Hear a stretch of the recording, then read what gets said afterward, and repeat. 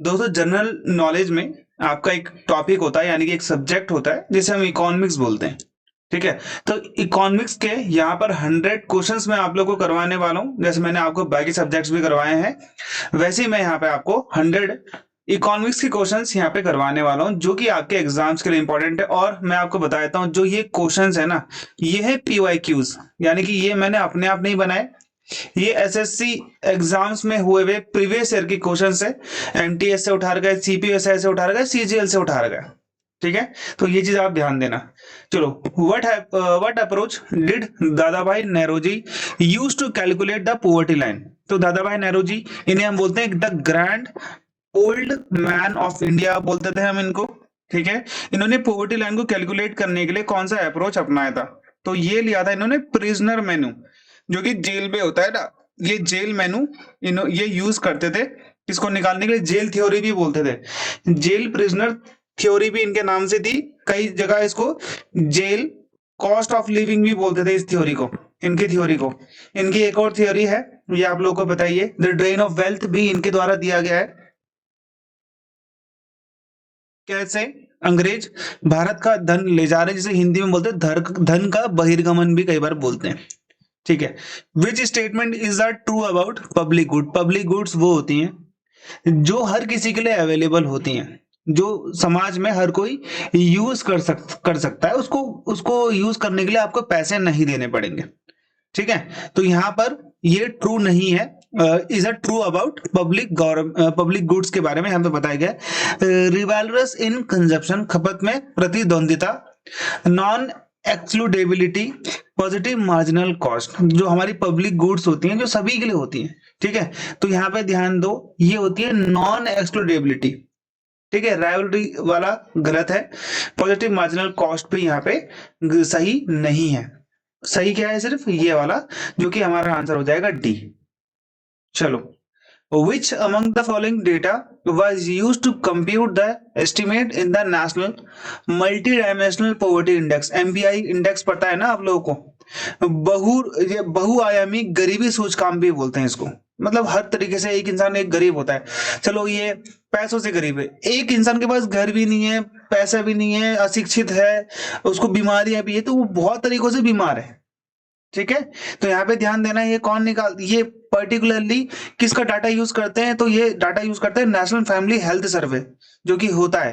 ठीक है, ये बेसलाइन रिपोर्ट बनाने के लिए ये देखते हैं कि भाई कितने घर में कितनी लड़कियां हैं, कितने बच्चे हैं, कितने लड़के हैं, माता पिता कितने उम्र के, सब चीजों को यहाँ पे ये इस सर्वे से यहाँ पे ये चेक करते हैं। विच of the following is not a service of micro finance institution. Micro finance का तो छोटे छोटे लोगों को क्या देना, एक तरीके से आप बोल सकते हो लोन प्रोवाइड करना उनको, जो छोटा मोटा काम करते, जैसे पापड़, 5-6 लोग मिलकर एक पापड़ की कंपनी चलाते हैं, छोटी मोटी कंपनी है जो लोकली वर्क करती है। कोई सोया की कंपनी चलाता है लोकली, तो छोटा मोटा जो काम करता है ना, माइक्रो फाइनेंस 10,000, 20,000, 30,000, 40,000, इन सब का जो लोन देने वाला काम होता है, पर्टिकुलरली ये माइक्रो फाइनेंस में होता है।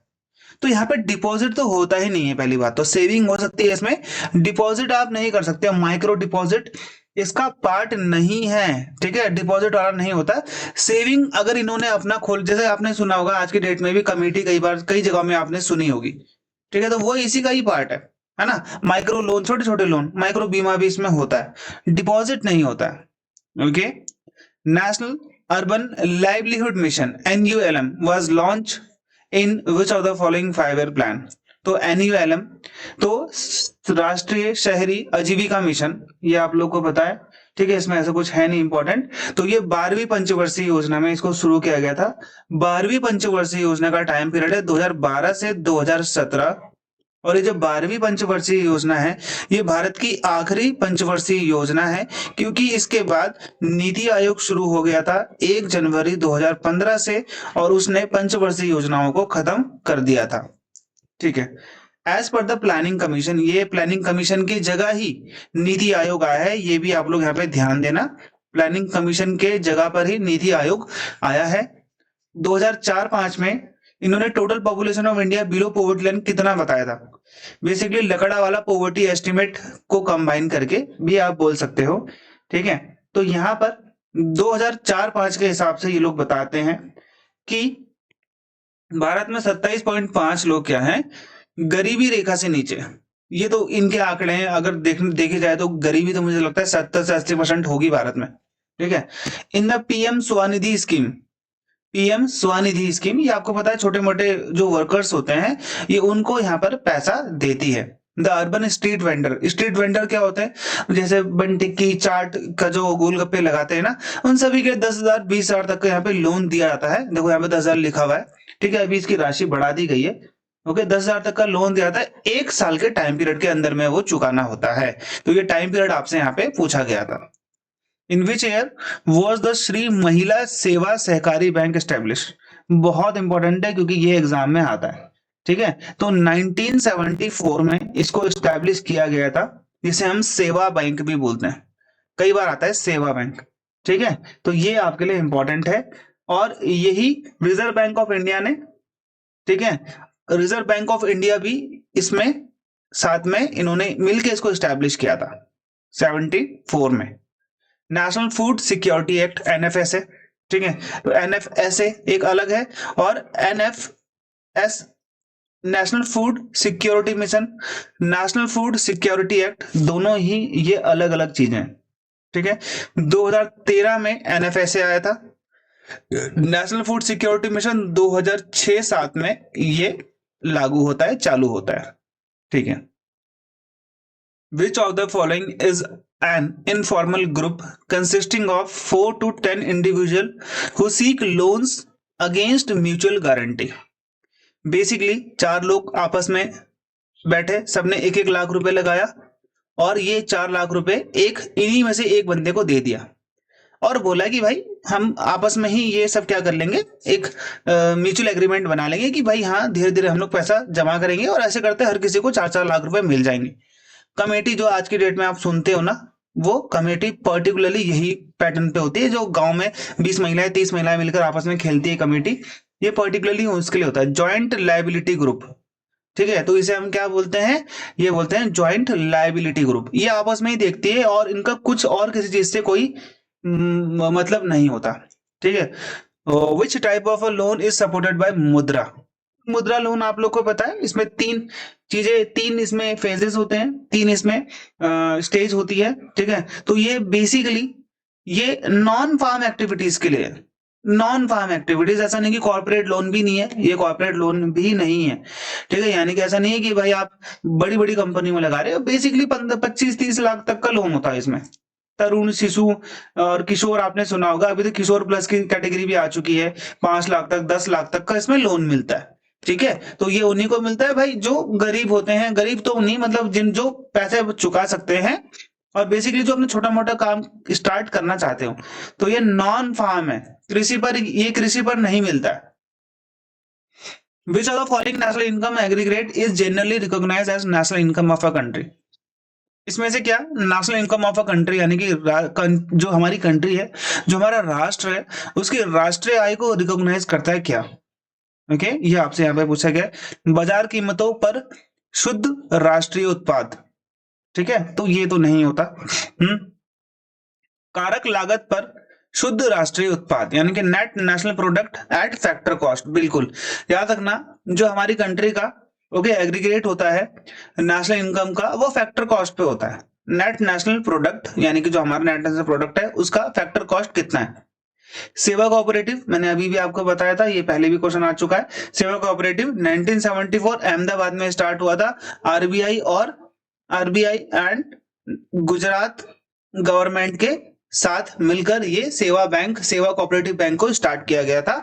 आरबीआई ने भी इसमें क्या करी थी, इनकी हेल्प करी थी। ठीक है।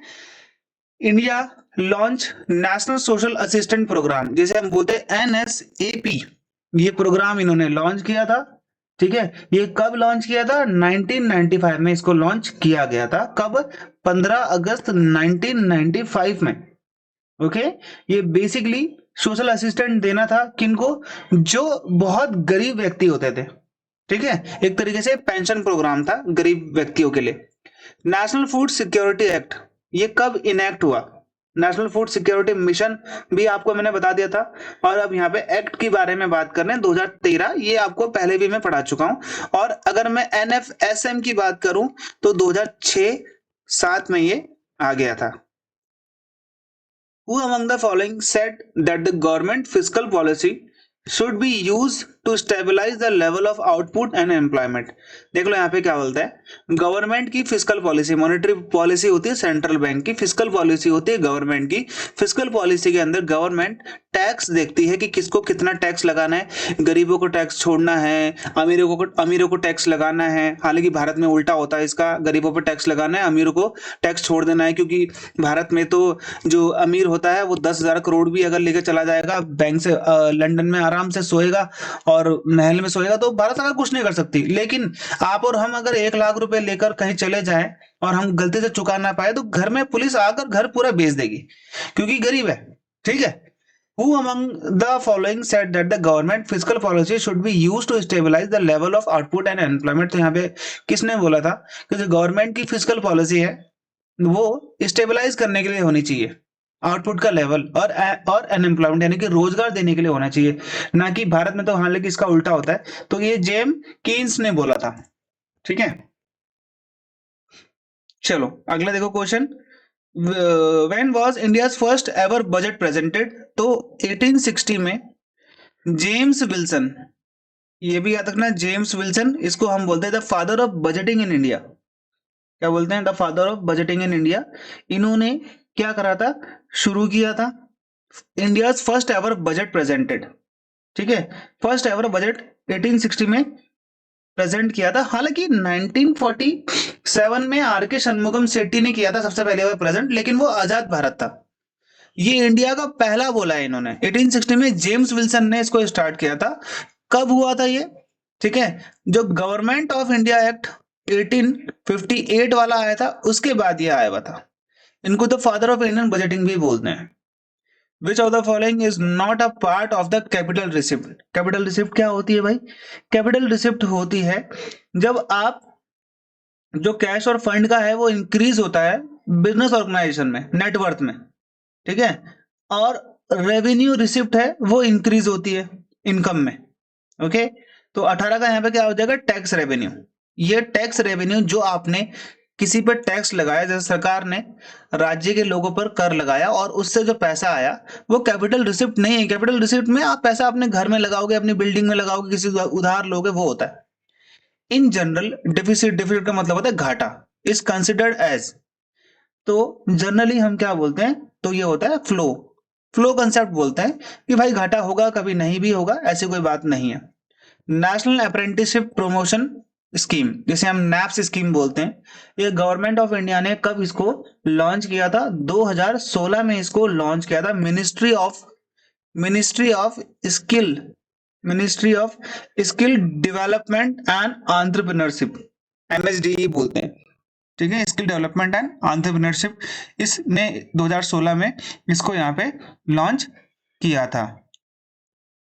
Okay, why are wealth tax and gift tax treated as paper taxes in India? Wealth tax क्या होता है भाई? आपने जितनी, आपके पास जितनी पैसा है, आपके पास जितनी कमाई करते हो आप, कमाई का मतलब तो इनकम वाला अलग है, ये होता है वेल्थ का मतलब होता है जायदाद। और एक होता है गिफ्ट टैक्स। गिफ्ट टैक्स का मतलब होता है जैसे आप किसी को जमीन जायदाद गिफ्ट में कर रहे हो, उस पर भी आपको टैक्स देना पड़ता है। तो क्यों ये टैक्स सिर्फ हम क्या बोलते हैं कि कागजों में है, ये यहाँ पे आपसे पूछा जा रहा है क्योंकि they do not generate much revenue on comparison to others, क्योंकि इसमें बहुत कम टैक्स होता है। टैक्स होता है जैसे आप जमीन खरीदोगे ना, ठीक है, जमीन किसी के नाम पे कर रहे हो तो वहां पे आपको टैक्स देना पड़ता है। वो इतना टैक्स नहीं होता, लोग इस चीज से बचते हैं, लोग सोचते हैं कम से कम ये चीजें कराएं ताकि हमें टैक्स ना देना पड़े, इसीलिए हम इसको सिर्फ क्या बोलते हैं, यहाँ पे सिर्फ पेपर टैक्स भी बोलते हैं। Recreation service are example. Recreation service क्या होता है भाई? आप कहीं मनोरंजन होता है बेसिकली, ठीक है, मेले लगा देना, कहीं पे बुक फेयर लगा देना, ठीक है, तो ये जो सर्विसेज होती है कंज्यूमर गुड्स में आती हैं, उपभोक्ता वस्तु में आती है, कैपिटल गुड्स में नहीं आती है। Which of the following is refer to as near money? निकट मुद्रा किसे कहते हैं? तो निकट मुद्रा भाई नेशनल सेविंग डिपॉजिट को कहते हैं, जिसमें आप कुछ टाइम के लिए पैसा रखोगे और उस पर आपको डिपॉजिट पे आपको कुछ परसेंट यहाँ पे पैसा मिलेगा एज ए इंटरेस्ट, वो आपको मिल जाएगा। ठीक है। तो नियर मनी क्या होता है, जो भी आप किसी एक फिक्स्ड अमाउंट के लिए जब पैसा आप डिपॉजिट कर देते हो, वो सब किसके अंतर्गत आता है, नियर मनी, यानी कि वो पैसा आपके पास ही बट अभी आपके पास नहीं है। IGOT कर्मयोगी एक इंटीग्रेटेड ऑनलाइन ट्रेनिंग प्लेटफॉर्म है जो कि लर्निंग अपॉर्चुनिटीज देगा किसको, तो ये देखा भारत के सिविल सर्विसेज ऑफिसर्स को, IAS IPS जो भी होते हैं, जो सिविल सर्विसेज ऑफिसर्स होते हैं, जो अपने आप को बहुत बड़ा व्यक्ति समझते हैं, जिनके चलने से रास्ते ब्लॉक हो जाते हैं, जबकि इन्होंने जब कसम खाई होती है कि जब हम राष्ट्र के लिए काम करेंगे तो राष्ट्र के लिए संपूर्ण अपना जीवन त्याग देंगे, लेकिन जब ये चलते हैं तो उन्हीं राष्ट्र के लोगों का रास्ता जो है ब्लॉक कर जाता है। क्यों कटा जाता है, क्यों भाई, IAS साहब, DM साहब चल रहे हैं, जबकि DM साहब ने तो शपथ खाई थी कि मैं इस देश की सेवा के लिए अपना जीवन तक वो दे दूंगा, तत्पर दे दूंगा, लेकिन भाई साहब तो 4 गाड़ियों में घूमते हैं। ठीक है, कोई बात नहीं, इसके लिए आपको थोड़ा सोचना पड़ेगा अभी। तो भाई ये इनको कंटिन्यूस लर्निंग देने के लिए सिविल सर्विसेज ऑफिशियल्स, ठीक है। Which of the following is included in the estimation of gross national product, यानी कि GNP, ओके, इनमें से कौन सा हम GNP पे इंक्लूड करते हैं, ग्रॉस नेशनल प्रोडक्ट पे, ठीक है। तो ये करते हैं हम sale of a new shirt, ये हमारी GNP को बढ़ा रहा है, क्योंकि हमारे देश में ये बिक रहा है, पैसा हमारे देश में ही रहेगा, या फिर हमारे देश के वासी को मिलेगा अगर बाहर देश वाला भी खरीदेगा तो। किस साल में मल्टी डायमेंशनल पॉवर्टी इंडेक्स को लॉन्च किया गया था भारत में, तो ये किया गया था 2021 में, है ना, बहुआयामी गरीबी सूचकांक जिसको हम बोलते हैं। ये चीज भी आप लोगों को यहाँ पे याद रखनी है। नीति आयोग ने किसके साथ में कोलैबोरेशन किया था, UNDP के साथ में मिलकर लॉन्च किया था इस चीज को, NITI Aayog plus UNDP। Where does the cash grant in aid, cash grant in aid क्या होता है, जो पैसा आपको मदद के रूप में मिलता है from foreign countries are classified, जो विदेशों से, जैसे US देता है भारत को पैसा, US $5 बिलियन देता है पाकिस्तान को ताकि वो आतंकवाद खत्म करे, हालांकि उसका यूज पाकिस्तान करता है आतंकवाद को बढ़ाने के लिए। तो वैसे ही कुछ ऐसे अमाउंट भारत भी देता है, जैसे भूटान को देता है, नेपाल को देता है। अब भारत को भी कुछ अमाउंट मिलती है, USA से ही मिलती है, तो वो होती है नॉन टैक्स रेवेन्यू, उस पर टैक्स नहीं लगता है, बेसिकली ये एज अ गुड जेस्चर के तहत दी जाती है। In the context of micro finance in India, Bharat में माइक्रो फाइनेंस सूक्ष्म वित्त के संदर्भ में एक होता है सेल्फ हेल्प ग्रुप, BLP। तो इसमें L का मतलब क्या होता है, सिंपली आपसे यहाँ पे ये पूछ रहे हैं, तो ये होता है bank linkage programme, self help group, ठीक है, ये नीचे होता है बैंक लिंकेज प्रोग्राम, ठीक है। तो ये होता है एल्स का मतलब हो गया यहाँ पे लिंकेज, ठीक है। Which of the following micro finance units were established in India at the time of independence, यानी कि सिंपली आपसे ये पूछ रहे हैं कितने micro finance units, micro finance का मतलब क्या है, छोटे छोटे जो लोन आपको प्रोवाइड करवाते हैं। तो इंडिया की इंडिपेंडेंस के समय कितने छोटे छोटे माइक्रो फाइनेंस थे, ठीक है। तो हम उसे क्या कहते थे, सिंपली यहाँ पे आपसे ये कह रहा है तो हम इसे बोलते थे रूरल कोऑपरेटिव, क्योंकि ये joint liability group, self help group ये बाद में आए, है ना। सेवा सदन, सेवा ग्रुप यहाँ पे आपको बाद में देखने मिलता है। ग्रामीण मॉडल 1975 में आता है। तो आजादी के समय सिर्फ रूरल कोऑपरेटिव ही हुआ करती थी और उसके टाइम पे कुछ नहीं था। In which year was the first socio economic and caste census conducted in India, Bharat में पहला, ठीक है, सोशियो इकोनॉमिक जो जाति जनगणना जिसको हम बोलते हैं, ये हुआ था, ठीक है, 2011 में हुआ था। भाई आपके लिए बहुत इंपॉर्टेंट है, ठीक है। बिहार, ये भी आप लोग याद रखना, बिहार में सबसे पहले इसको स्टार्ट किया गया था। बाद में अगर मैं राज्यों की बात करूं तो वैसे देश में तो 2011 के जो सेंसस था उसी में इसको जाति सेंसस भी बोला जाता है। सोशियो इकोनॉमिक भी देखा जाता है उस चीज को कि समाज में कौन कौन सी चीजें किस किस से रिलेटेड है। Which of the following was the first regional rural bank, पहला RRB, ये रेलवे बोर्ड वाला नहीं है, रीजनल रूरल बैंक है, ठीक है। तो ये था प्रथमा बैंक, ये आपके लिए इंपॉर्टेंट है, 1975, ये भी बताया था मैं आपके लिए, ये भी इंपॉर्टेंट है क्योंकि एग्जाम में आता है बहुत बार, ठीक है। सिंडिकेट बैंक की हेल्प से इसको खोला गया था क्योंकि एक स्पॉन्सर बैंक होता है इसमें, ये भी होता है, स्टेट गवर्नमेंट होती है और बैंक का अपना भी खुद इसमें रोल होता है। ठीक है, ये चीज भी आप लोग यहाँ पे ध्यान देना, ये भाई यूपी में खोला गया था। ठीक है, चलो कोई बात नहीं। What is the main objective of zero based budgeting? Zero based budgeting का मतलब क्या होता है, ये आप लोग को पता होना चाहिए। जीरो बेस्ड बजटिंग इंडिया इसको यूज करता है। ठीक है, तो इसमें क्या होता है भाई, revaluation of all the activities every year when budget provisions are made. तो यहाँ पे क्या होता है जीरो बेस्ड बजटिंग में, कि हर साल जब बजट तैयार होता है तो सभी पहलुओं को दोबारा से देखते हैं और उनकी कॉस्ट दोबारा से लगाई जाती है। जैसे आज वो चीज 10 रुपए की है तो अगले साल वो चीज 12 रुपए की होगी, तो अब जो बजट बनेगा वो 12 रुपए के हिसाब से बनेगा, 10 रुपए के हिसाब से नहीं बनेगा। इसे हम बोलते हैं जीरो बेस्ड बजटिंग। ओके, जो मैं एक नॉर्मल सा तुम लोग को समझा रहा हूँ, हालांकि इसकी जो क्लासिफिकेशन डिस्क्रिप्शन है वो बहुत अलग है। How many other members are there in the finance commission except chairman के अलावा? वित्त आयोग में कितने मेंबर्स होते हैं? तो टोटली 5 होते हैं, एक इसमें चेयरमैन होता है। तो यहाँ पे आपका आंसर क्या हो जाएगा, 4 हो जाएगा। अभी वर्तमान में 16th फाइनेंस कमीशन का गठन हो चुका है, जिसके जो अध्यक्ष हैं वो है अरविंद पनगड़िया। अरविंद पनगड़िया, ये भी आप लोग यहाँ पे याद रखना, अरविंद पनगड़िया को चुना गया। ये नीति आयोग के सबसे पहले उपाध्यक्ष रह चुके हैं। ठीक है, अभी तो सुमन बैरी हैं, अब मे भी आगे और भी चेंज हो सकते हैं जब ये वीडियो आप आगे देख रहे होंगे, 1 साल बाद 2 साल बाद। प्रधानमंत्री मुद्रा योजना, ये जो है आपकी एक स्कीम है, 2015 में लॉन्च करी गई थी, जहां पे लोन दिया जाता है नॉन कॉर्पोरेट, यानी कि जो कॉर्पोरेट से रिलेटेड का मतलब है कि भाई कोई प्राइवेट कंपनीज में ना लगाते हो, non farm small micro enterprises, यानी कि वो व्यक्ति कृषक भी नहीं होना चाहिए। तो ये सिर्फ मुद्रा लोन इन्हीं को मिलता है, किसी प्राइवेट कंपनी को नहीं, किसी गैर कृषक इंसान को मिलता है, कृषक को भी नहीं मिलेगा ये। ठीक है, तो ये किसको मिलता है भाई? ठीक है, यहाँ पे पर्टिकुलरली ये बोला गया है कि भाई कितने अमाउंट यहाँ पे मिल जाती है, तो 10, यहाँ पे 10 लाख रुपए का मिलता है। अभी तो ये 20 लाख हो चुकी है, अभी इसमें और चीजें एक्सटेंड होती जा रही है। Which of the following is are example of non tax revenue?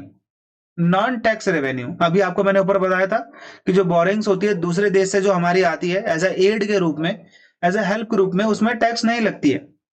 ठीक है, तो यहाँ पे याद रखना नॉन टैक्स रेवेन्यू रिसिप्ट में कौन सी आती है, इंटरेस्ट इनकम। इंटरेस्ट इनकम कौन सी होती है, आपने 100 रुपए दिए किसी को ब्याज में, 10% ब्याज में, उसमें आपको इंटरेस्ट मिला 10 रुपए, तो इस पे आपका टैक्स नहीं लगेगा।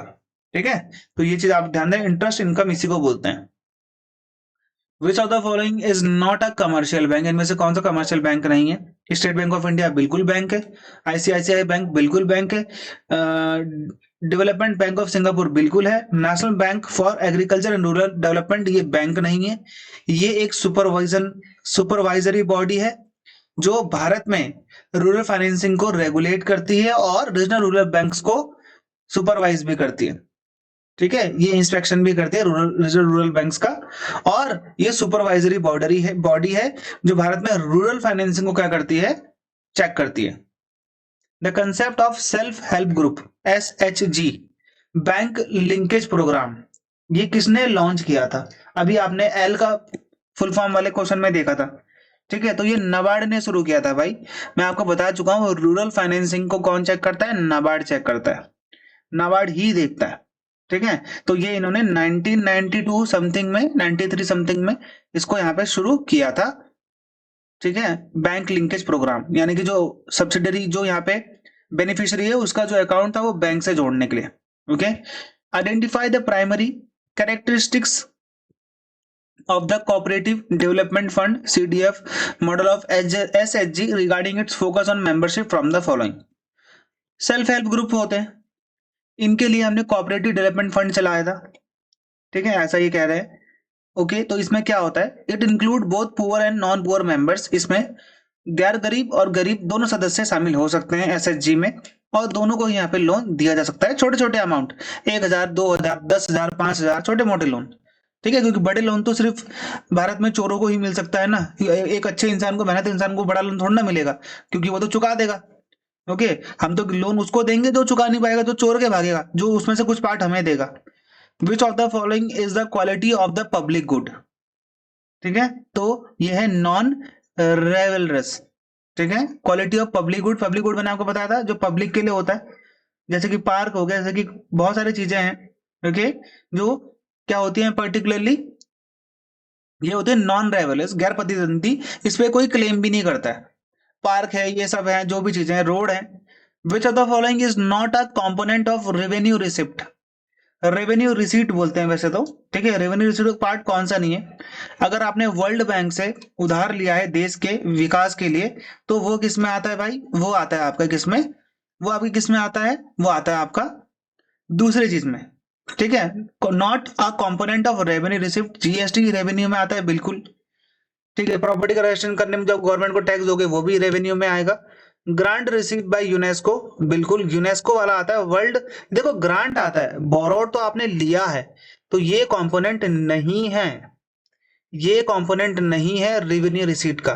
ओके, मुख्यमंत्री सीखो कमाओ योजना, ठीक है, कौन सी स्टेट ने लॉन्च करी थी भाई, मुख्यमंत्री सीखो कमाओ योजना, बेसिकली काम करो और पैसे कमाओ, ठीक है। मध्य प्रदेश ने इसको रिसेंटली लॉन्च किया था कुछ टाइम के बाद जॉब्स क्रिएट करने के लिए।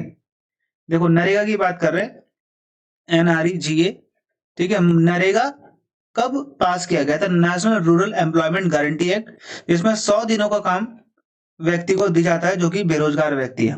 अपने घर के आसपास जाकर वो रोड वोड और कैनाल वेनाल उस चीज का निर्माण करते हैं। 200-300 रुपए समथिंग यहाँ पे उनको दिहाड़ी दी जाती है, ठीक है। 2005 में इसको शुरू किया गया था। विच of the following is not a drawback of the barter system. Barter system क्या होता है, जैसे मैंने 1 किलो चावल लिया और सामने वाले ने 1 किलो प्याज लिया, उसने मुझे दिया, मैंने उसे दिया, तो हमको ऐसा लगा कि भाई मेरे इस सामान के बदले तेरा ये सामान मैंने ले लिया, तो बस ये एक तरीके से बार्टर सिस्टम, इस टाइप के सिस्टम में यानी कि करेंसी नहीं चलती है, ठीक है। ये चीज आपके लिए इंपॉर्टेंट है। तो surplus goods are replaced with other good, नहीं, ये ड्रॉबैक नहीं है, सरप्लस गुड्स नहीं बेचते हैं। इसके पास जैसे मान लो कोई गोल्ड था और इसने यहाँ पे कुछ गोल्ड दिया, 4-5 दिया, 6 गोल्ड दिया, इसने इसको 1 हीरा दे दिया, तो ऐसे में भी बार्टर सिस्टम चलता है, तो ये इसका कोई पार्ट नहीं है। National programme for civil services capacity building एनविसेक by the central government is called, ठीक है, अभी आपको बताया था मैंने, IGT मिशन कर्मयोगी किसके लिए है, सिविल सर्विसेज के लिए है, जहाँ पे उनको बहुत सारी चीजों के बारे में बताया जाएगा, एथिक्स के बारे में समझाया जाएगा, जिसका उनका पेपर भी होता है जो बाद में कभी यूज नहीं होता आज तक, ठीक है। तो यहाँ पे मिशन कर्मयोगी किसके लिए है भाई, सिविल सर्विसेज के लिए है, उनकी ट्रेनिंग के लिए है। Who amongst the following stated the ग्रामीण मॉडल ऑफ माइक्रो फाइनेंस, ये किसने लॉन्च किया था, ये आपसे यहाँ पे क्वेश्चन पूछा जा रहा है। सिंपली आपको मैं बता देता हूँ, आज की डेट में जब तक मैं ये वीडियो बना रहा हूँ, अब आप ये वीडियो बहुत बाद में देखोगे तो वो अलग बात है।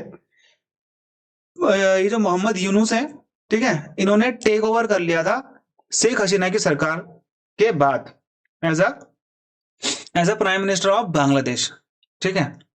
तो ग्रामीण मॉडल ऑफ माइक्रो फाइनेंस ये इन्हीं की देन है, इसके लिए इनको नोबेल प्राइज भी मिल चुका है, ये भी आप लोग यहाँ पे ध्यान देना, ये एग्जाम में बहुत बार आ रखा है, ठीक है, ये आपके लिए काफी इंपॉर्टेंट है। 1983 के आसपास इन्होंने इस चीज को यहाँ पे शुरू भी किया था, हालांकि भारत में 1975 में स्टार्ट हो गया था रीजनल रूरल बैंक, लेकिन 1983 में इन्होंने स्टार्ट किया था बांग्लादेश में, इन्हीं को ही बोलते थे father of micro financing, Mohammad Yunus. Which of the following is not an example of public goods, इनमें से कौन सा एग्जाम्पल नहीं है पब्लिक गुड का। पब्लिक गुड्स के बारे में आपको बताया था, ठीक है, अपने घर में ड्राइव अवे करना, ये एक पब्लिक गुड्स का नहीं है भाई। आप अपने घर में जा रहे हो नहीं जा रहे हो आपकी मर्जी है, आप किस गाड़ी में जा रहे हो, ट्रक में जा रहे हो, बस में जा रहे हो, वो आप पे डिपेंड करता है, आपको टोल भी देना पड़ेगा, सब कुछ करना पड़ेगा। राष्ट्रीय रक्षा देश का मामला है, कानून प्रवर्तन ये भी देश का मामला है, स्वच्छ हवा तक पहुंच ये भी देश आपको प्रोवाइड करवाएगा, ठीक है। हालांकि देश इसमें से कुछ भी प्रोवाइड नहीं करवा रहा है, वो अलग बात है। Which of the following is not one of the government accounts of India, इनमें से कौन सा भारत का अकाउंट नहीं है। Public accounts of India basically ये किस लिए होता है भाई, लोगों के जो पैसा दिया है टैक्स में वो इसमें आता है। कंसोलिडेटेड फंड ऑफ इंडिया से जो भारत के बड़े बड़े ऑफिशियल्स है उनको सैलरी जाती है, 1 lakh 2 lakh 1.5 lakh. General provident fund ये पर्टिकुलरली आपका खुद का होता है, ये इंडिविजुअल का होता है, लोगों का होता है, पब्लिक का होता है, ठीक है, ये गवर्नमेंट अकाउंट नहीं होता। कंटिजेंसी फंड ऑफ इंडिया ये भी गवर्नमेंट अकाउंट है, तो ये सी वाला हो गया आपका right answer. If the tax rate increase with the taxable base, then this type of taxation is called।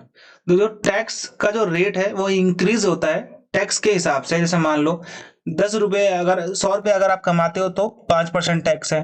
वो बोलती है ना निर्मला सीतारमण, 500 रुपए कमाओगे तो 10% टैक्स देना पड़ेगा, 1,000 रुपए कमाओगे तो 15% टैक्स देना पड़ेगा। तो ये जब टैक्स इंक्रीज होता है आपके अमाउंट के साथ में, इस टाइप के टैक्स को हम लोग क्या बोलते हैं? इसको हम बोलते हैं प्रोग्रेसिव टैक्स। ठीक है, इसको हम बोलते हैं progressive tax. Revenue account includes item related to the dash. ठीक है, तो यहाँ पे ये क्या है, ये आपसे यहाँ पे पूछा गया है। ठीक है, revenue account includes item related to the. ठीक है, revenue accounts include item, revenue account में कौन से आइटम्स इंक्लूड होते हैं? ठीक है, तो ये याद रखना, ये किसमें होते हैं? ये होते हैं all of the given option, previous financial year, next financial year, current financial year, revenue account में ये सारे के सारे जो अकाउंट होते हैं, ठीक है, ये सब रिलेट करते हैं, करंट का भी, पिछला का भी, और जो चल रहा है अभी और आगे आने वाला भी। ठीक है, नेक्स्ट फाइनेंशियल ईयर का भी ये देखता है। आत्मनिर्भर भारत रोजगार योजना इंप्लीमेंट किया गया था किस ऑर्गेनाइजेशन के द्वारा? ये आपसे क्वेश्चन में पूछा गया है। ठीक है, तो ये किसके द्वारा किया गया था? ईपीएफओ। ठीक है, employ provident fund organisation, EPFO सुना होगा ना आपने, इसमें वैकेंसीज भी कई बार आती है। ईपीएफओ ऑफिसर्स भी सुना होगा आपने। ठीक है, ईपीएफओ आत्मनिर्भर भारत रोजगार योजना इनके द्वारा लॉन्च किया गया था। Which one of the following age group is considered as working population और वर्किंग एज इन इंडिया? यानी कि ये वो पॉपुलेशन है, युवा पॉपुलेशन जिसको हम बोलते हैं, जो लोग काम करते हैं भारत में। ठीक है, तो जनरली ये है 15 से 59 ईयर्स, क्योंकि इसके बाद रिटायरमेंट की एज आ जाती है। Which of the following is not included in the 3 main dimensions of the new industrial policy? 1991 में एक नई इंडस्ट्रियल पॉलिसी भारत में आई थी, यानी कि सबसे पहले जो इंडस्ट्रियल पॉलिसी आई थी वो 1948 में आई थी। इसके बाद बहुत सारे चेंजेस हुए। 1991 में एक पॉलिसी आती है गवर्नमेंट ऑफ इंडिया के द्वारा, है ना, जब भारत को बहुत बड़ी आर्थिक मंदी थी। ठीक है, तो आपने सुना होगा वो LPG reforms, local liberalisation, privatisation और ग्लोबलाइजेशन, अर्बनाइजेशन नहीं था। ठीक है, नॉट इंक्लूडेड। तो ये चीज समझ में आया आपको? तो ये डी नहीं था। विच of the following is a public sector industry in India? कौन सी इसमें सरकारी कंपनी है? ठीक है, तो टाटा वाली टाटा की कंपनी है, बजाज वाली बजाज वालों की है, हिंदुस्तान वाली हिंदुस्तान की कंपनी है, steel authority of India limited SAIL जिसको हम बोलते हैं, ये एक सरकारी कंपनी है। ठीक है, प्राइवेट कंपनी नहीं है। What does M stand for? भीम यूपीआई। तो यूनिफाइड पेमेंट इंटरफेस, ये चीज आप लोगों को पता है, इसमें ऐसा कुछ है नहीं। ठीक है, भारत इंटरफेस फॉर मनी बोलते हैं ना, बी एस से भारत, आई से इंटरफेस, एम से मनी। ठीक है, तो एम क्या हो गया यहाँ पे? 54 का आपका आंसर क्या हो गया? सी आपके लिए राइट आंसर हो गया। विच of the following is one of the feature of capital good? इनमें से कौन सा एक कैपिटल गुड का फीचर है? ये आप लोगों को मैंने कैपिटल गुड्स के बारे में पहले भी बता रखा है। ठीक है, ये पर्टिकुलरली क्या होते हैं भाई? ड्यूरेबल होते हैं। ठीक है, एंड ये बहुत जल्दी खत्म नहीं होते हैं। पहली चीज तो ये होती है कैपिटल गुड्स की। ठीक है, तो 55 का आंसर क्या है? They are durable. ठीक है, यानी कि बहुत लंबे समय तक के लिए चलने वाले होते हैं, टिकाऊ होते हैं भाई। ठीक है, टूटते फूटते नहीं है। कैपिटल गुड्स यही होती है, जैसे बिल्डिंग है आपकी भाई, 100-200 साल तो चल जाएगी ना। आपका घर होगा वो भी तो कैपिटल गुड्स में आता है, वो भी 200 साल तक 100 साल तक तो चले जाएगा घर, अगर आप तोड़ोगे नहीं तो। इन which year was Pandit Deendayal Upadhyay ग्रामीण Kaushal Yojana announced by the government of India? ठीक है, पंडित दीनदयाल उपाध्याय ग्रामीण कौशल योजना। ठीक है, तो ये कैसे लॉन्च की गई थी? 2014 में इसको मोदी जी ने लॉन्च किया था। Who among the following is appointed as the chairman of 16th finance commission? अभी आपको बताया था मैंने, Arvind Panagariya. 15th finance commission के नंद किशोर सिंह ये थे। ये भी आप लोगों को पता होना चाहिए, एग्जाम में आ सकता है मे बी। ठीक है, which of the following best represent the revenue deficit? Revenue का मतलब होता है राजस्व, डेफिसिट का मतलब होता है घाटा। भाई रेवेन्यू डिफिसिट कब होगा? जब लोगों ने कर जितना आपको दिया उससे ज्यादा आपने खर्च कर दिया, अपने जेब में डाल लिया। ठीक है, तो वो हो गया आपका घाटा। समझ में आ गया? तो भाई revenue expenditure minus revenue receipt, ये होता है रेवेन्यू रिसिप्ट, यानी कि जितना आपने खर्च कर दिया और जितना आपको मिला। भाई आपको तनख्वाह मिलती है 10 रुपए, खर्च करते हो 11 रुपए, तो नुकसान कितना रुपए का होगा? 1 रुपए का। समझ में आ गया अब? तो यहाँ पे ये हो गया आपका, ठीक है। हाँ, the scheme that covers artisans related to 18 field, ठीक है, यानी कि वो कामगार 18 फील्ड से रिलेटेड होना चाहिए जो इन्होंने यहाँ पे दे रखा है, और इनको इंक्लूड करा जाएगा payment infrastructure development fund PIDF fund से। रिजर्व बैंक ऑफ इंडिया का ये एक फंड है, ठीक है। ये सिर्फ उनके लिए है जैसे जो कुम्हार जो घड़ा बनाता है, कारपेंटर, वेल्डर, ठीक है, ब्लैक स्मिथ, लोहार। तो पीएम विश्वकर्मा स्कीम के तहत इनको जोड़ा जाएगा, इनको लोन दिया जाएगा, ठीक है। और वही लोन दिया जाएगा इनको भी कितना? 1,000, 2,000, 10,000, 15,000, क्योंकि लाखों का लोन तो ये चुका देंगे जिससे देश को फायदा होगा। देश से फायदा होने वाला काम गवर्नमेंट क्यों करेगी? वो तो लोन देना है विजय माल्या को और नीरव मोदी को, है ना, ताकि वो लोग क्या कर सकें भाई, देश से भाग सकें पैसा ले जाके, तभी तो देश को फायदा होगा। पैसा मिल रहा है वापस थोड़ी ना फायदा है, ठीक है। 60 वाला क्वेश्चन देखो, which of the following banking institution played an instrument role in financial inclusion through micro finance loan and their expansion in India? तो यहाँ पे ये बोल रहा है कि इनमें से कौन सा इंस्टीट्यूशन है जो एक इंपॉर्टेंट रोल प्ले करता है हमारे भारत के बैंकिंग व्यवस्था में, ठीक है, जहां पर ये छोटे छोटे लोन्स भी बांटता है लोगों को, ठीक है। ये आपसे यहाँ पे क्वेश्चन पूछा गया है, सिंपल सा ये आपका एक क्वेश्चन है, ठीक है। तो इसका आंसर क्या हो जाएगा? तो इसका आंसर है नबार्ड। नबार्ड स्मॉल लोन्स भी प्रोवाइड करता है, ठीक है। ये एक अच्छी बात है, और ये एक बैंकिंग तो नहीं है, बस एक बैंकिंग इंस्टीट्यूशन है। यहाँ पे जाके आप डिपॉजिट नहीं कर सकते हो अपना पैसा, लेकिन ये क्या करती है, ये with the help of rural banks ये लोन्स भी प्रोवाइड करते हैं, छोटे छोटे लोन्स दे देती है। नाबार्ड से आप जाके ले सकते हो, okay. Which of the following statement is true about micro finance institution? Micro finance institution के बारे में मैंने आपको बताया था, जो वैसे संस्थान जो छोटे छोटे लोन प्रोवाइड करवाती है ना, तो वो अधिकांश माइक्रो फाइनेंसिंग कार्य विकासशील देशों में होते हैं। मेजोरिटी ऑफ, ठीक है, micro financing operation occur in developing countries, ठीक है, डेवलपिंग कंट्रीज के बारे में बात कर रहे हैं ओनली। तो यही होगा, डेवलप्ड कंट्री में तो जरूरत ही नहीं पड़ती, ये होंगे डेवलपिंग कंट्री। जैसे कि आपका इंडिया एक डेवलपिंग कंट्री है, पाकिस्तान भी एक डेवलपिंग कंट्री है, टेररिस्ट कंट्री है, ठीक है, और भी बहुत सारी कंट्रीज हैं जो डेवलपिंग स्टेज में है। तो उन्हीं जगह पर ये माइक्रो फाइनेंस इंस्टीट्यूशन होते हैं क्योंकि उनको जरूरत पड़ती है। In India documented by study in which level of education is majority of the people unemployed, ठीक है। तो यहाँ पे ऐसा पूछा गया है कि भारत में सबसे ज्यादा अनएम्प्लॉयड वो लोग हैं जिन्होंने कहाँ तक की पढ़ाई कर ली है, ग्रेजुएट और पोस्ट ग्रेजुएट लोग सबसे ज्यादा क्या है, बेरोजगार है। क्यों? क्योंकि ग्रेजुएट करने के बाद तो भाई दिहाड़ी करी नहीं जाएगी, गड्ढा खोदा नहीं जाएगा, क्योंकि पेन चलाना सीख लिया है, ठीक है। तो यहाँ पे याद रखना, ग्रेजुएट और पोस्ट ग्रेजुएट सबसे ज्यादा बेरोजगार हैं आज के डेट में, ठीक है। Which ministry of India launch the प्रधानमंत्री रोजगार प्रोत्साहन योजना, PMRPY?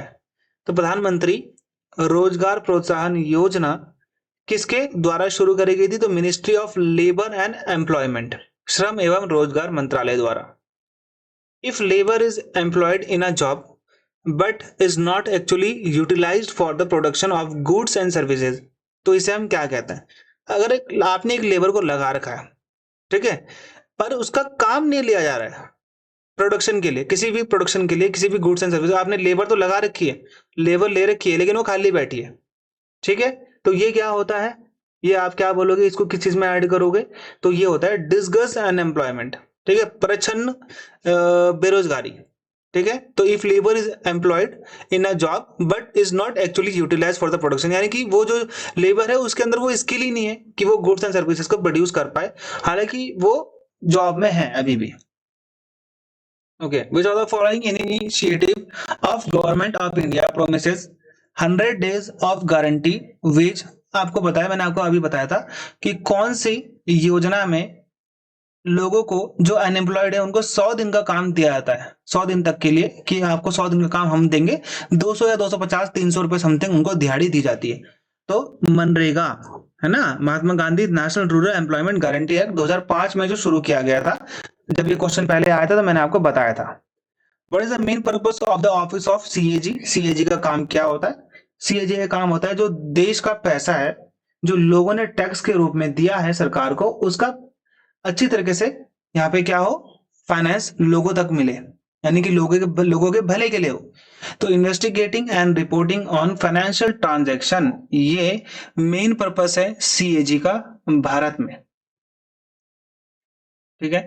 Air and national defence, जो हमारी एयरफोर्स है, हमारी आर्मी है, ये किस टाइप के गुड्स के अंतर्गत आती है? एग्जांपल्स हैं, ये किस टाइप के गुड्स में आती है? मैंने आपको अभी बताया था कि पब्लिक गुड्स में ये सब आती है। रोड्स हो गया, स्ट्रीट लाइट्स हो गया, हमारे डिफेंस हो गया, ठीक है, हमारे नेशनल पार्क्स हो गए, हमारे बायोस्फीयर रिजर्व्स हो गए, सब किस में आते हैं? पब्लिक गुड्स के अंतर्गत आते हैं, लोगों के लिए है ना ये तो। प्रधानमंत्री रोजगार प्रोत्साहन योजना पीएमआरपीवाई, इसको लॉन्च करा गया था किस गवर्नमेंट के द्वारा? 2016 में। तो अभी इससे पहले ये वाला क्वेश्चंस भी यही था। तो ministry of labour and employment, श्रम एवं रोजगार मंत्रालय, ठीक है, ये आपको याद रखना है। ये क्वेश्चन आई थिंक दोबारा से रिपीट हो चुका है, लेकिन कोई बात नहीं, इसको आपने कर लेना है, ठीक है। तो ये 2019 में, ठीक है, बेसिकली 2016 में इसको शुरू किया गया था, 2019 तक ये प्रोग्राम चला था, 2016 में इसको लॉन्च किया गया था, है ना, वहां पे बोल भी रखा है। Which of the following is not a private sector industry in India? Bharat में इनमें से कौन सी प्राइवेट सेक्टर की इंडस्ट्री नहीं है? डाबर, डाबर की कंपनी है भाई। किसको? टाटा की कंपनी है। बजाज ऑटो, बजाज की है। भेल हरिद्वार में ही है, उत्तराखंड के। भेल हरिद्वार में है भाई, ठीक है, और ये क्या है? सरकारी कंपनी है। How many central banks can a country have? एक देश में कितने केंद्रीय बैंक हो सकते हैं? सेंट्रल बैंक ऑफ इंडिया नहीं बोल रहा हूं, केंद्रीय बैंक। केंद्रीय बैंक हमेशा एक ही होता है। Central bank of China, central bank of India नहीं, reserve bank of India. USA में होता है फेडरल बैंक, ठीक है, फेडरल बैंक ऑफ यूएसए बोलते हैं जिसे हम, ठीक है, तो सिर्फ एक ही होता है। Which of the following is an example of a private sector industry? इनमें से कौन सी प्राइवेट सेक्टर की इंडस्ट्री है? लाइफ इंश्योरेंस कॉर्पोरेशन, जिसे हम बोलते हैं एलआईसी, सरकारी कंपनी है। भेल कहां पर है? हरिद्वार में ये कंपनी है, तो ये भी एक सरकारी कंपनी है। SAIL, steel authority of India, ये भी एक सरकारी कंपनी है। Tata iron and steel company Tata की है, जो कि प्राइवेट कंपनी है। तो ये हो जाएगा आपका आंसर। यूनियन बजट 2023 में एक स्कीम, सब स्कीम का मतलब होता है स्कीम के अंतर्गत स्कीम, ठीक है, ये क्या करी गई थी? शुरू करी गई थी 6,000 करोड़ के साथ में। सिर्फ किसके लिए? फिशर्समैन के लिए, फिश को बेचने वाले लोगों के लिए, स्मॉल एंटरप्राइजेस खोलने के लिए, ताकि वो जो मच्छी बेचने वाले होते, बेसिकली मच्छी का काम करने वालों के लिए यहाँ पे एक सब स्कीम लॉन्च करी गई थी। यानी कि सब स्कीम का मतलब होता है एक स्कीम के अंतर्गत एक और स्कीम, ठीक है, एक स्कीम तो पूरी हो नहीं जाती, दूसरी स्कीम ये खोल देते हैं। तो प्रधानमंत्री मत्स्य का मतलब होता है भाई, मत्स्य का मतलब ही फिश होता है, तो मत्स्य संपदा योजना ये है सब स्कीम, ठीक है, जिसमें मछुआरों को यहाँ पे फायदा मिलेगा। According to the economic survey 2023-24, which of the following states is the largest wheat producing? सबसे ज्यादा व्हीट का प्रोडक्शन कौन करता है भारत में? उत्तर प्रदेश करता है, और वेस्ट बंगाल करता है चावल का। ये भी आप लोग ध्यान रखना, एग्जाम में आता है। According to the ministry of agriculture and farmer welfare 2023-22-23, which state of India is the largest producer of sugar cane? इनमें से कौन सा राज्य गन्ने का सर्वाधिक उत्पादन करता है? तो इसका आंसर भी उत्तर प्रदेश है। ये भी आप लोग ध्यान देना, वीट में भी आगे है उत्तर प्रदेश, और किस में आगे है? गन्ने में भी आगे, आलू में भी आगे, ठीक है। चावल में तो वेस्ट बंगाल है, क्योंकि वहां पे दोनों टाइम पे ठंड हो चाहे गर्मी हो, दोनों में वो लोग चावल उगा देते हैं। The budget of the central government is known as, ठीक है, तो हम इसे क्या बोलते हैं? यूनियन बजट बोलते हैं। एनुअल फाइनेंशियल स्टेटमेंट भी कहते हैं, है ना, संविधान के अनुसार। Which financial product are commonly offered by micro finance institution? इनमें से कौन सा प्रोडक्ट जो है वो सिर्फ एक माइक्रो फाइनेंस इंस्टीट्यूशन ही इंडिया में प्रोवाइड करवाता है? Low income individual saving credit, ये सब देना किसका काम है?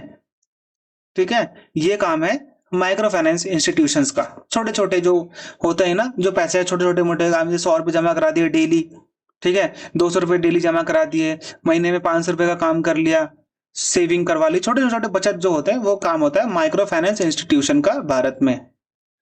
Dash was launch by government of India in 2020 to make the country and its citizen independent and self sufficient in all respect? इनमें से कौन सी स्कीम को लॉन्च किया गया था भारतीय सरकार द्वारा 2020 में, ताकि जो यहाँ के लोग हैं वो इंडिपेंडेंट हो पाए, सेल्फ सफिशिएंट हो पाए हर चीज में, यानी कि खुद से ही आत्मनिर्भर जिसको हम बोलते हैं। तो आत्मनिर्भर भारत अभियान, ठीक है, जैसा नाम से बात चल रहा है, सेल्फ सफिशिएंट आत्मनिर्भर ही होता है। Which of the following is not included in the national income, इनमें से कौन सा नेशनल इनकम में नहीं आता? नेशनल इनकम क्या होती है? जो हमारे लोग होते हैं, ठीक है, लोगों के द्वारा कमाया गया पैसा, जो अमाउंट होती है गुड्स एंड सर्विसेज की, ठीक है, उसका आता है नेशनल इनकम में काम। ओके, तो इनकम जो रिसीव करता है डोनेशन से, वो कभी भी इंक्लूड नहीं होती है नेशनल इनकम। कोई भी पैसा आया किसी के डोनेशन से, दान दिया किसी ने अगर, तो वो नेशनल इनकम में नहीं आता है, ठीक है, ग्रांट इन एड के अंतर्गत वो उसको हम ले लेते हैं। Stunted growth, okay, stunted growth which is common in children growth growing up to the extreme poverty is a sure sign of, ठीक है, स्टंटेड ग्रोथ, अवरुद्ध विकास, यानी कि विकास ही नहीं हो रहा है। नाम तो विकास है लेकिन विकास हो ही नहीं रहा है। ओके, तो ये होता है अंडर न्यूट्रिशन, जहां पे लोगों के पास खाना नहीं है, खाने के लिए खाने की कमी है, बच्चों को माल न्यूट्रिशन हो रहा है, बच्चों के पास पूरा खाना है ही नहीं। ठीक है, बच्चे बेचारे बिना खाने के ही मर जा रहे हैं। विच of the following programme is taken up by the government of India for improvement of female literacy? Bharat में, मतलब भारत में जो महिलाएं होती है उनकी साक्षरता के लिए कौन सा प्रोग्राम चलाया गया है? तो बेटी बचाओ बेटी पढ़ाओ। इसमें क्या होता है, उनको यहाँ पे पढ़ाई के लिए फ्री में एनकरेज करा जाता है और उनकी फीस भी नहीं लगती है। In principle all goods and services are valued at, जो हमारी गुड्स एंड सर्विसेज है, किसी भी आप रेस्टोरेंट में जाते हो, वहां पे पैसा देते हो, वो सर्विस है उनकी, वो आपको खाना दे रहे हैं। होटल में जाते हो सोने के लिए, वो आपको सर्विस दे रहे हैं एक दिन में रहने के लिए। आप देहरादून से दिल्ली जाते हो बस में, कैब में, कार में, ट्रेन में, सब सर्विसेज तो है, ठीक है।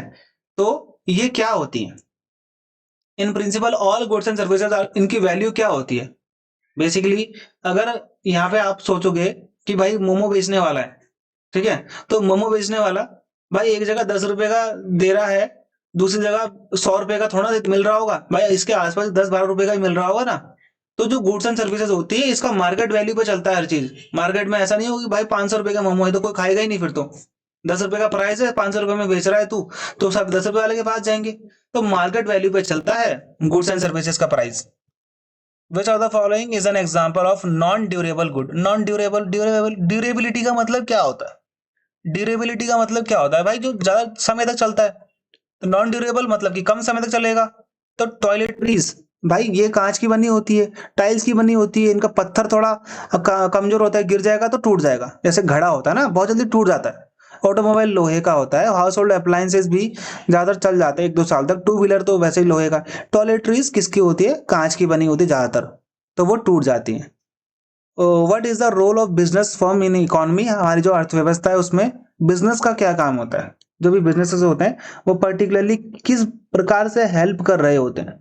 तो ये कैसे हेल्प कर रहे होते हैं? गुड्स को प्रोड्यूस करके, ठीक है। फ्लिपकार्ट है, स्विगी है, जोमेटो है, ये खाना सर्विस कर रहे हैं।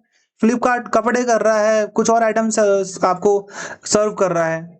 कोई कंपनी है वो आपके लिए चप्पल बना रही है, जूते बना रही है। तो गुड्स और सर्विसेज ही क्या कर रहे होते हैं? पर्टिकुलरली ये जनरेट कर रहे होते हैं।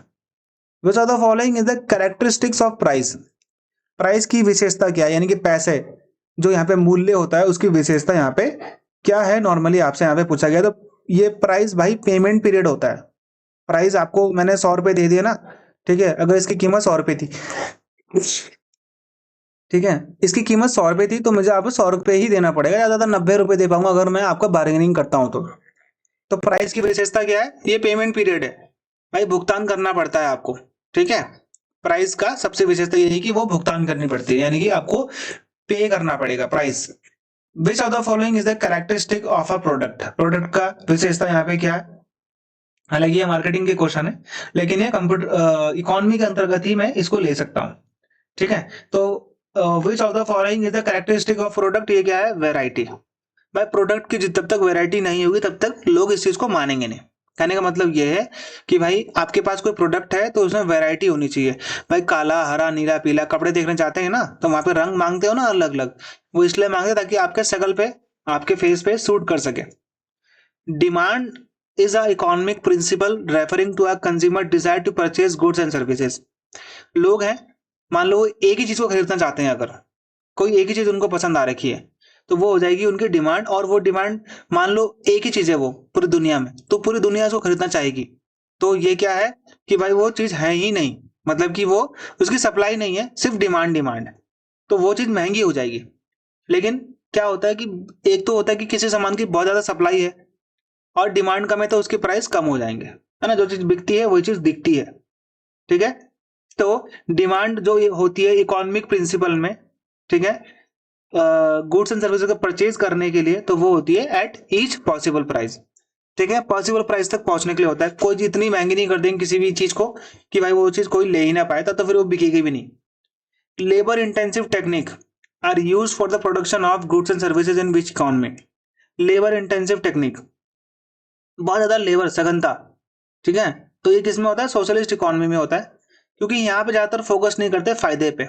सोशलिस्ट इकोनॉमी पे फायदे पे फोकस नहीं करा जाता, ये फॉर्म करते हैं रिफॉर्म्स में। रिफॉर्म्स का मतलब है सुधार में, यानी कि समाज में हर वर्ग को उतना ही पैसा मिले जितना बाकी सबको मिलता है। The portion of agriculture produce which is sold in the market by the farmer is called. एक फार्मर है, उसने खेती बाड़ी करी और कुछ प्रोडक्शन किया, ठीक है, और उसने जो उसको बेच दिया मार्केट में ले जाकर, तो हम उसे क्या कहेंगे? तो वो हम बोलेंगे मार्केटेड सरप्लस, ठीक है। कुछ तो वो अपने पास भी रखेगा ना, ठीक है, कुछ तो वो अपने पास भी रखेगा अपने घर के लिए, और जो बचेगा ये वो होता है मार्केटेड सरप्लस, यानी कि वो उसे मार्केट में बेच आएगा। In dash the goods produce are distributed among people not on the basis of what people need but on the basis of purchasing power. यहाँ पे ये बोल रहा है जो गुड्स है, जो सामान है, प्रोड्यूस इसलिए करे जाते हैं और लोगों के बीच में इसलिए डिस्ट्रीब्यूट करे जाते हैं, उनके नीड के आधार पर नहीं होता, लेकिन उनकी परचेजिंग के आधार पर होता है कि लोग कितना खरीद सकते हैं, ठीक है। तो वो किस टाइप की इकोनॉमी में होता है? सिंपल सा यहाँ पे आपको पता है, कैपिटलिस्ट इकोनॉमी में। भाई आईफोन है, कैपिटलिस्ट इकोनॉमी का सबसे बड़ा एग्जाम्पल है, ठीक है, बहुत महंगा है लेकिन फिर भी बिकता है, सबसे ज्यादा बिकता है, क्योंकि उसकी वैल्यू क्या बना रखी है कि ये बहुत अमीर लोगों के पास होता है, ठीक है। The new economy policy was announced in India in the year. नई इकोनॉमिक पॉलिसी अभी आपको मैंने बताया था, ठीक है, जब हमारे पीवी नरसिम्हा राव थे, एलपीजी रिफॉर्म्स लेके आए थे और भारत को मंदी से निकाला था। सेकंड फाइव प्लान किसके आइडियाज पर बेस्ड था?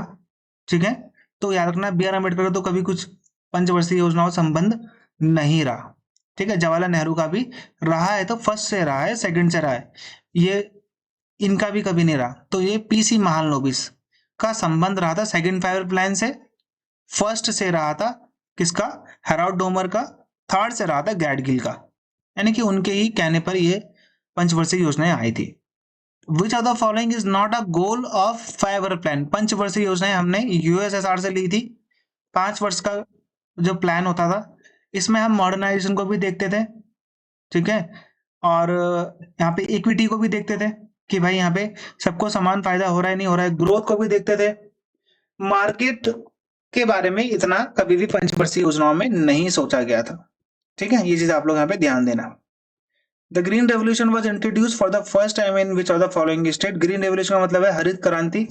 एम एस स्वामीनाथन, जिनको 2024 में भारत रत्न दिया गया, इन्होंने भारत में इसको शुरू किया था, इसलिए इनको बोलते हैं the father of green revolution in India, ठीक है। पहली बार इन्होंने कहाँ पे शुरू किया था? इसे पंजाब में, क्योंकि पंजाब सबसे ज्यादा प्रोडक्शन करता था एग्रीकल्चर प्रोडक्ट्स का, गेहूं चावल का, ठीक है, गन्ने का। द इंडस्ट्रियल पॉलिसी रिजोल्यूशन सबसे पहली बार कब आया था? इंडस्ट्रियल पॉलिसी रिजोल्यूशन, ठीक है, तो ये 1948 में सबसे पहली बार आया था, फिर 1991 में आया था रिसेंटली, ठीक है। Dash means industries that can produce machines tools that are in turn used for producing articles for current consumption, यानी कि जो आप वर्तमान उपभोग करने के लिए जो वस्तुओं का उत्पादन करते हो, ठीक है, उसके जो मशीन टूल्स होते हैं उसका उत्पादन करते हो, तो उसे हम किस चीज के अंतर्गत लेंगे?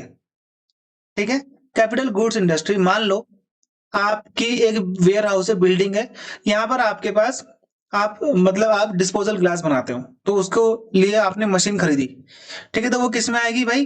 कैपिटल गुड इंडस्ट्री में आएगा, पर्टिकुलरली जब आप किसी चीज के लिए टूल्स में के लिए बना रहे हो काम, किसी के टूल्स का आप वर्क कर रहे हो, वो दोने बनाने वाली, जो डिस्पोजल ग्लास बनाने वाली जो मशीन है, उसका आप क्या कर रहे हो, प्रोडक्शन कर रहे हो।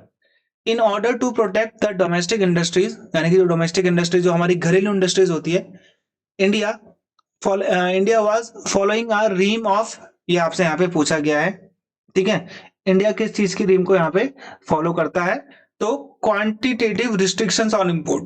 देखो सिंपल सी बात है, अगर आप बाहर से कोई चीज खरीदोगे तो आप भारत में बनी हुई चीज को नहीं लोगे। जैसे चाइना 60 रुपए से भी कम में जो दिवाली की लाइट्स होती है उसे बेच देता है, लेकिन भारत से बनी हुई जो लाइट्स होती है वो 100 रुपए की मिलती है, तो लोग खरीदते हैं ये वाली चाइना की लाइट, है ना।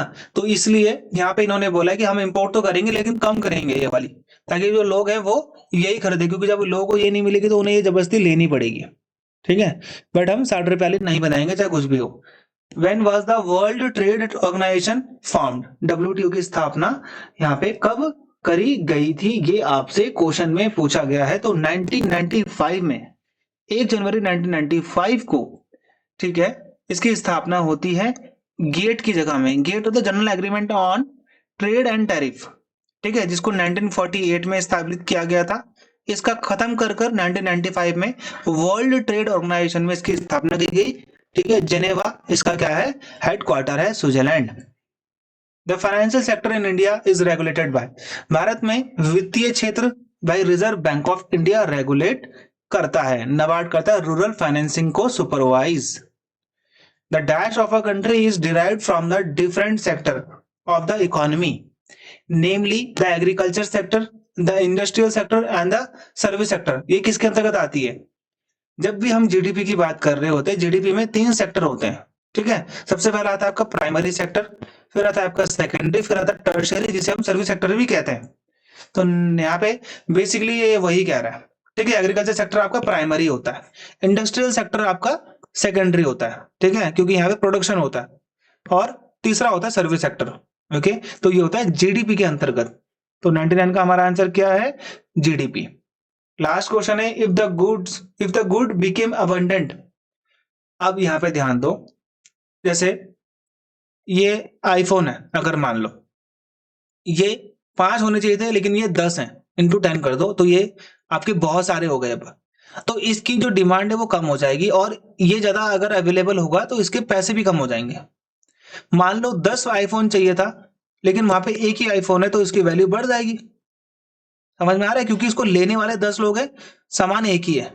अब यहाँ पे ध्यान दो, लेने वाले 10 लोग हैं और सामान 100 पड़े हुए हैं, तो भाई सामान की वैल्यू क्या हो जाएगी, सामान की वैल्यू कम हो जाएगी। सिंपल सी बात है। जो चीज आपके सामने ज्यादा पड़ी होगी आप बोलोगे ना भाई मैंने ले रहा है इसको, या फिर आप बोलोगे ना कि भाई इसके सामान कम कर। लेकिन अगर 10 लोग एक ही चीज के पीछे भाग रहे हैं तो भाई उसकी चीज की वैल्यू बढ़ जाएगी ना। तो यही होता है, बस सिंपल सी बात है।